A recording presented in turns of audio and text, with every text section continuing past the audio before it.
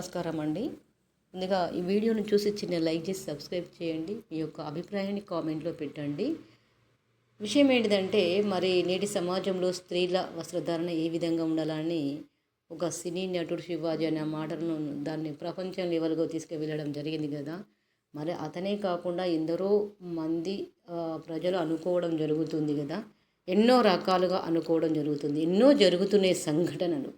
మరి ఆ ప్రపంచానికి తెలియాలి అని అంటే స్త్రీల వస్త్రధారణ ఎలా ఉండాలి, ఏ విధంగా ఉండాలి అందరికీ తెలిసిన విషయమే. కాకపోతే మరి మంచిగా నిండుగా బట్టలు కట్టుకొని ఒక మంచి భారత సంతతికి చెందినటువంటి స్త్రీ ఏ విధంగా ఉండాలి, మన భరతమాత ఏ విధంగా ఉంటుంది అనే ఉద్దేశంతో మరి ఈ వస్త్రధారణ గురించి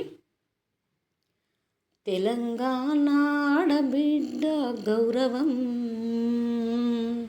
నిండైన బట్టే ఆమె ఆభరణం, చీర కట్టిన చొక్కా వేసిన సంస్కారమే ఆమె అలంకారం. తెలంగాణ ఆడబిడ్డ గౌరవం పల్లె గుడిసెల్లో పుట్టిన విలువ నేటి తరానికి వెలుగుదారి. నిండుగా బట్ట ధరించడమే ఆడదానికి అసలైన శక్తి.